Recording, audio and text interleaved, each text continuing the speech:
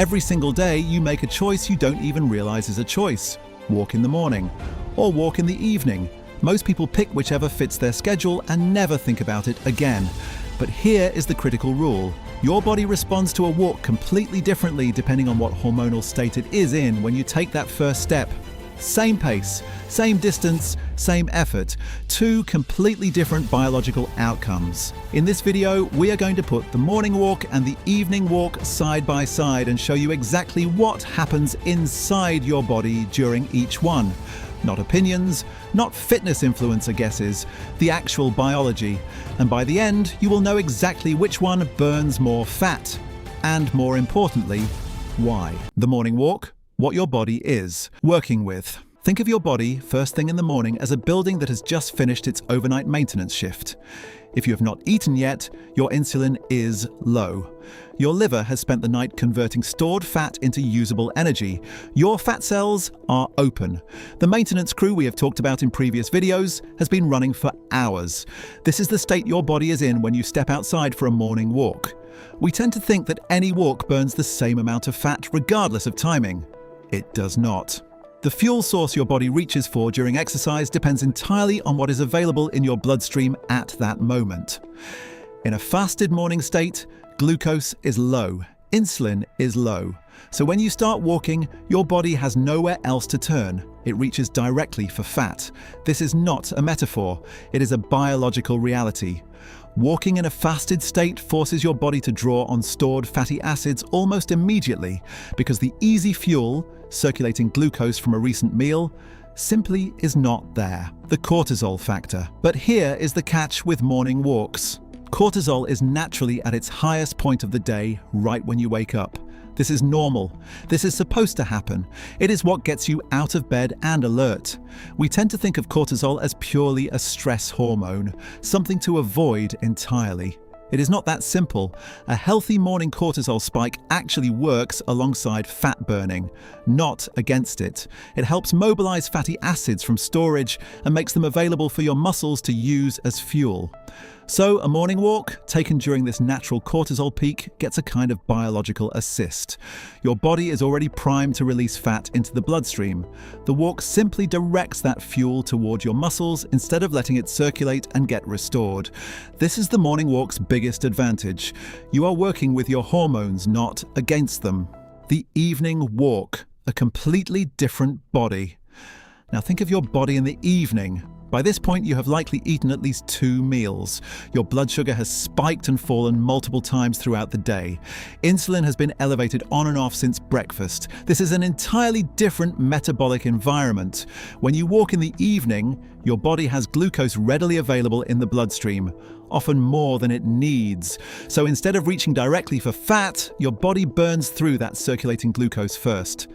We tend to think this makes the evening walk less effective for fat loss. That is only half the picture. Here is the critical rule about evening walks. While they burn less fat directly during the walk itself, they do something morning walks cannot. They clear excess glucose out of your bloodstream before it gets stored as fat. Think of it like this. Every gram of glucose your muscles burn during an evening walk is a gram that does not get converted into fat by insulin overnight. You are not just burning calories in the moment, you are preventing fat storage that would have happened later. The insulin sensitivity effect. This is where evening walks reveal their real power. A walk after a meal, particularly dinner, significantly improves insulin sensitivity for hours afterward. Your muscles, after physical activity, become more efficient at pulling glucose out of the bloodstream without needing as much insulin to do it. We tend to think insulin sensitivity is something you either have or you do not. It is not fixed. It changes hour by hour based on your behavior, and movement is one of the most powerful levers you have. An evening walk taken within an hour of eating can blunt the blood sugar spike from that meal by a significant margin. Less glucose circulating, less insulin released, less opportunity for fat storage overnight. This matters enormously for the fat burning window we have discussed in previous videos. Remember, insulin and fat burning cannot coexist. The lower your insulin going into sleep, the sooner your body can begin its overnight fat burning maintenance cycle. An evening walk is not just exercise. It is a tool that helps your insulin drop faster, which means your fat burning window opens earlier in the night. The sleep connection. There is one more piece most people never consider. Evening walks taken in natural fading light support your body's melatonin production. Remember from our sleep video, melatonin does not just help you fall asleep. It signals your body to begin converting white fat into metabolically active beige fat. Morning walks, while excellent for cortisol regulation, do not carry this same melatonin benefit. The timing simply does not align with that part of your biology. So while morning walks have the advantage of working with cortisol and accessing fat directly, evening walks have a different advantage entirely. They prepare your body for a more effective overnight fat-burning cycle. Which one should you actually choose?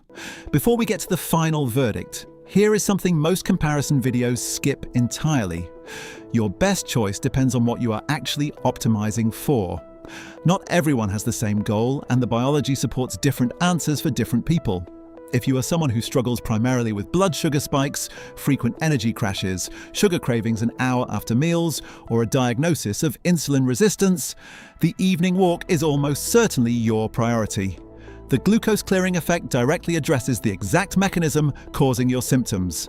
A 15-minute walk after dinner can blunt a blood sugar spike more effectively than many people realize.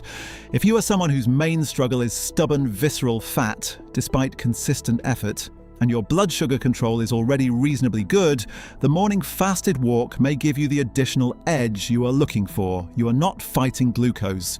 You are accessing fat stores directly, and the cortisol assist gives that process a head start. If your main goal is simply consistency, actually doing the walk at all, then timing becomes secondary to compliance. We tend to think the perfect protocol matters more than showing up. It does not. A walk you actually do every evening because it fits your schedule will outperform a perfect morning protocol you skip 3 days a week. And if you are dealing with poor sleep specifically, the evening walk carries an additional advantage worth weighing heavily. The melatonin support and the lower bedtime insulin combine to improve sleep quality directly, which then improves every other metabolic process we have covered in previous videos. Better sleep means a stronger overnight fat-burning window, regardless of when you walked. So, which one actually wins? Here is the honest answer, and it is more nuanced than most fitness content will tell you. If your only goal is maximizing fat burn during the walk itself, the morning fasted walk wins. Your body has no other fuel option. It goes straight to fat stores. But if your goal is total fat loss over 24 hours, which is what actually matters for long-term results, the evening walk often wins. By clearing glucose before bed, improving insulin sensitivity, and supporting melatonin production, it sets up a more powerful overnight fat-burning window than the morning walk ever could. We tend to think there has to be one correct answer. There does not. The fix is not choosing one over the other. The fix is understanding what each one is actually doing, so you can use the right tool for the right goal. If you can only walk once a day, an evening walk, ideally within an hour of your last meal, will likely do more for your overall metabolic health than a fasted morning walk alone. If you can do both, you are not duplicating effort. You are stacking two completely different biological mechanisms on top of each other. Morning cortisol-assisted fat mobilization, evening glucose clearance and melatonin support. Your body does not experience a walk as just a walk. It experiences it as a signal layered on top of whatever hormonal state you happen to be in at that exact moment. The walk has not changed in thousands of years. What has changed is everything happening inside you when you take it. Understand the state your body is in, and the walk becomes a precision tool instead of a guess.